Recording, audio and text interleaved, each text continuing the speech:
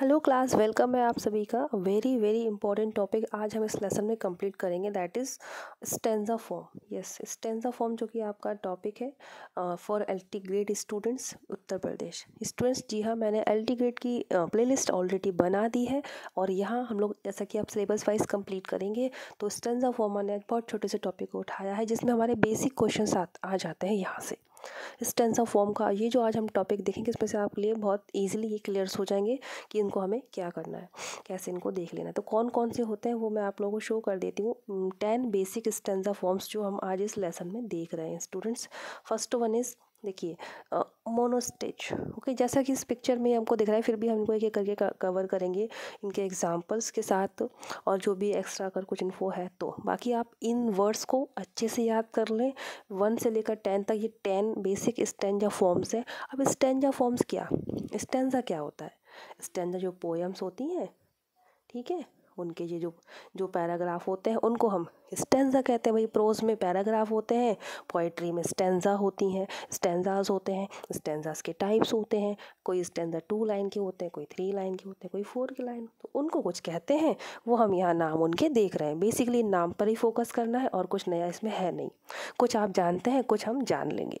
Okay, तो first one is monostich, 1 line stanza. अब देखो, 1 लाइन स्टेंजा, लेकिन 1 लाइन की क्या पोयम लिखी जा सकती है?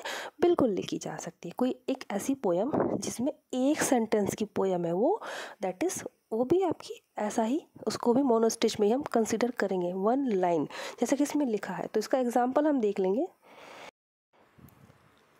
This is the example of monostage. Yes, 1 line poem. Okay, 1 line monostage. With the moon by her side, she wanders through the night. तो ये अपने आप में मोनोस्टिच है स्टूडेंट्स। तो ऐसे होता है स्टेंजा फॉर्म्स। नेक्स्ट हम देख लेंगे कपलेट।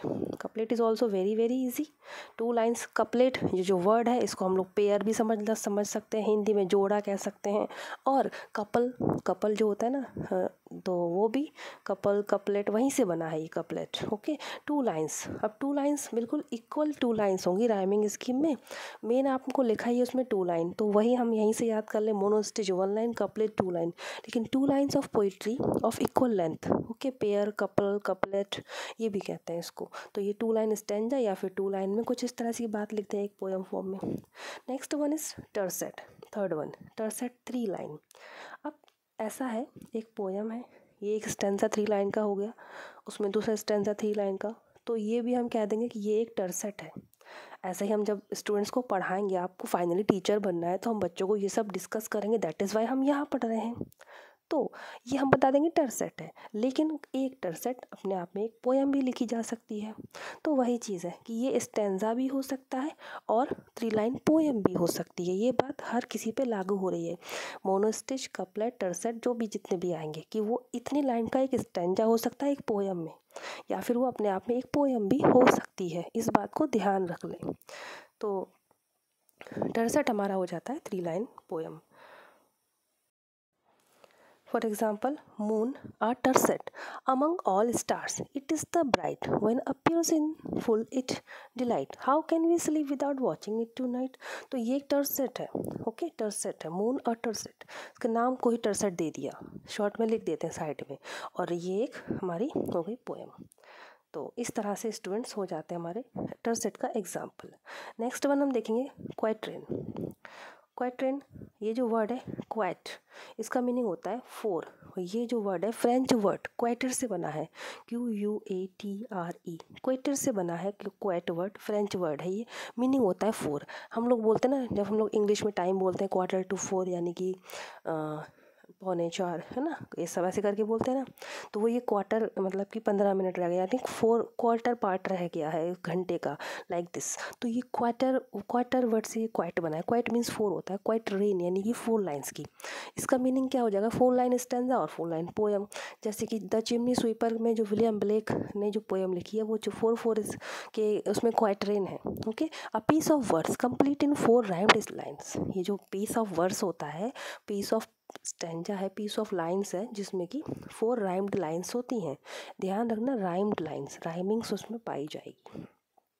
तो एग्जाम्पल के लिए हम देख लेंगे the chimney sweeper by William Blake. ये हमारे द चिमनी स्वीपर, इसमें जो है 4 के स्टैंजाज हैं और ये स्टार्टिंग का ही है, the little black things like करके बाय विलियम ब्लेक। तो ये जो कंटेंट लिखा गया है ये क्वाइट्रेन वे में लिखा गया है, एक स्टैंजा एक क्वाइट्रेन है। मान लो ये एक क्वाइट्रेन है, ओके, इसमें कई सारे क्वाइट्रेन है तो उन्होंने ऐसी पोएम लिख ली। ये 20 लाइन्स की हो सकती है फाइनली, या 40 लाइन्स की हो सकती है, ओके, जिसमें कि हमको 40 लाइन में 10 क्वाइट्रेन मिल जाएंगे इस तरह से। अदरवाइज एक शॉर्ट पोएम भी लिख सकते हैं 4 लाइन की, दैट इज क्वाइट्रेन ऑल्सो। नेक्स्ट जो हम देखने वाले हैं क्विंटेन। तो क्विंटेन के लिए जब मैंने देखा इसमें तो इसके सामने लिखा है 5 लाइन स्टैंजा या 5 लाइन पोएम, लेकिन हमने एक वर्ड पढ़ा है लाइमरिक।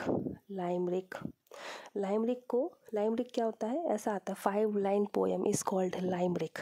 एक एक मिला है हमको सिन कोएन। तो एक अगर मैं आपको ये बताना चाह रही हूँ कि बेसिक तो 5 लाइन का जो स्टैंजा या 5 लाइन पोएम है वो बेसिक तो आपका क्विंटेन ही कहलाता है, पर इसमें अगर कई और तरीक़ों से 5 लाइन में कुछ लिखा जा रहा है तो उसके कुछ और भी नाम हो सकते हैं, कुछ उनमें राइम वाइज हो, कोई नॉन राइम वाइज हो, तो ऐसे। तो ये क्विंटेन आप मेन बेसिक याद रखना, 5 लाइन पोएम इज कॉल्ड क्विंटेन, और इसको पेंटास्टिच भी बोला गया है, पेंटास्टिच भी कहते हैं, PENTASTICH, pentastich, okay. Any poetic form containing 5 line that is quintain. Next one आप देख रहे हैं सेस्टेट। अब सेस्टेट में क्या है, तो 6 लाइन पोएम है, लेकिन जो सोनेट होता है 14 लाइन सोनेट स्टूडेंट, उसका जो सेकंड पार्ट होता है पेट्रार्कन जो सोनेट होता है, पेट्रार्कन सोनेट में 2 पार्ट्स होते हैं। पहला सोनेट 14 लाइन का होता है, पेट्रार्कन सोनेट में एक होता है 8 लाइन, एक होता है 6 लाइन का, 2 पार्ट्स हो जाते हैं। तो इस 8 लाइन के पार्ट को ऑक्टेट कहते हैं, ऑक्टेव कहते हैं, और एक 6 लाइन के पार्ट को सेस्टेट बोलते हैं, ठीक है। ये एक तो सेस्टेट इसको बोलते हैं, जैसे कि लिखा है ना 6 लाइन, 6 लाइन व्हाट, 6 लाइन्स का स्टैंजा भी हो सकता है। कई एक पोएम में कई स्टैंजाज होते हैं ना, वो एक स्टैंजा 6 लाइन का हो सकता है और एक 6 लाइन्स पोएम हो सकती है। एंड 6 लाइन का जो सोनेट का सेकंड पार्ट होता है पेट्रार्कन सोनेट का, उसको भी हम बोलते हैं क्या, सेस्टेट। और उसके लास्ट पार्ट को वो मैंने ऑपोजिट लिख दिया स्टूडेंट्स, देखिए ये सेस्टेट, ओके, ऑक्टेट। तो जो ऑक्टेट 8 लाइन का होता है और सेस्टेट 6 लाइन का होता है, ये सोनेट को बता रही हूँ मैं, इसलिए मैंने एक साथ लिख दिया, अदरवाइज मैं आपको अलग से भी समझाती। फॉर एग्जांपल आप देख सकते हैं, हाँ यहाँ देखिए ये सेस्टेट लिखा है ना, तो ये 6 लाइन इटालियन सोनेट में होती हैं, Octave and sestet. Octave 8 line का होता है, फिर सेस्टेट होता है 6 लाइन का, इन दोनों को मिला के आपका बन जाता है सोनेट दैट इज़ 14 लाइन। ये पैटर्न है इटालियन सोनेट का, यानी कि पेट्रार्कन सोनेट भी इसे हम कहते हैं, ठीक है। उसके बाद स्पेंसरियन सोनेट भी होता है और शेक्सपियर, बाकी ये टाइप से, पर मैंने आपको बताना था सेस्टेट के बारे में। नेक्स्ट हम देख लेंगे सेप्टेट।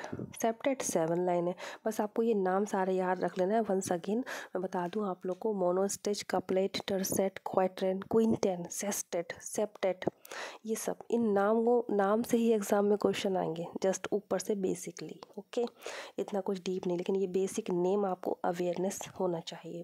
तो सेप्टेट हो गया आपका 7 line stanza. A group of 7 people, okay, who playing music और सिंगिंग टुगेदर, उनको भी सेप्टेट कहा जाता है। जो कि 7 लोगों का ग्रुप है और जो म्यूज़िक बजा रहे हैं, गाना गा रहे हैं एक साथ, उनको भी सेप्टेट कहते हैं। अदरवाइज पोइट्री में 7 लाइन्स पोएम और 7 lines stanza is called septet, और इसको फर्स्ट टाइम चौसर के द्वारा यूज़ किया गया था। नेक्स्ट हम आ जाएंगे ऑक्टेव पे, 8 लाइन अगेन।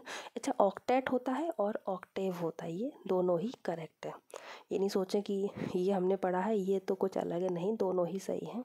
तो octet and Octave, 8 line poem, 8 line stanza, and वही पेट्रार्कन स्टैंजा का, पेट्रार्कन जो सोनेट होता है उसका पहला जो पार्ट होता है 8 लाइन्स का, वो भी ऑक्टेव ही होता है, तो वो भी है, ओके। तो ये आपका एग्जाम्पल है ऑक्टेव का, ऑक्टेव यानी 8 लाइन, और ये पोएम है विलियम बटलर यीट्स के द्वारा, और WB यीट्स की पोएम है, और उसका ये है लास्ट वन आई प्रॉमिस। तो ये ऑक्टेव आपका, ठीक है, 8 लाइन पोएम है स्टूडेंट्स टोटल, इस तरह से। नेक्स्ट हमारा जो आ जाएगा नोन एट। नेक्स्ट हम देखने वाले हैं 9 line stanza that is called nonet और स्पेंसरियन। जी हाँ, स्पेंसरियन स्टेंजा हम जिसको कहते हैं, स्पेंसरियन ने इसको यूज़ किया था, स्पेंसर ने, तो वो 9 लाइन स्टेंजा। ओके, ये 9 लाइन पोएम होती है और इसको लिखने का एक तरीका भी होता है, वो उसका एग्जांपल हम देख लेते हैं। नाम बस आप यहाँ देख लें। जैसे ये लिखा गया है, a nonet at the close of the day, a nonet at the close of the day, इस टाइप से। इसमें ये कुछ सिलेबल्स होते हैं, ये घटते चले जाते हैं, ठीक है। 9 लाइन्स होती हैं, लास्ट में एक वर्ड बचता है, कुछ इस तरह से होता है ये नॉनेट। और 9 लाइन पोएम भी इसको हम कहते हैं। एंड अगेन लास्ट में हम देखेंगे डाइजेन, एंड दैट इज़ 10 लाइन्स। तो हमको स्टूडेंट्स बहुत 10 लाइन्स स्टेंजा और 10 लाइन पोएम दैट इज़ डाइजेन। तो मेन हमको यहाँ क्या कंसिडर करना है, नेम इनके, that is monostich, couplet, tercet, quatrain, quintain, sestet, septet, octet, 9 line stanza that is nonet and dizain. तो इसमें ये थोड़ा अलग है डाइजेन, बाकी आप कपल से 2 याद कर लोगे, और नंबर 1 जो है वो स्पेशल थोड़ा अलग है। तो मोनोस्टिक एंड मोनोस्टिच एंड डाइजन, बाकी सारे इजी हैं। तो ये आपके हमने देखे बेसिक स्टेंजा फॉर्म्स, और स्टेंजा फॉर्म्स के जो कुछ एमसीक्यूज बनेंगे वो भी हम आगे के लेसन में डिस्कस करेंगे students. Thank you so much for watching this lesson, and आप सभी को नववर्ष की हार्दिक बधाइयाँ, और खुश रहें, पॉजिटिव रहें। मैंने अल्टीग्रेड की प्लेलिस्ट बना दी है, वो ज़रूर से देखें। Thank you so much for watching this lesson. खुश रहें, पॉजिटिव रहिए। जय हिंद।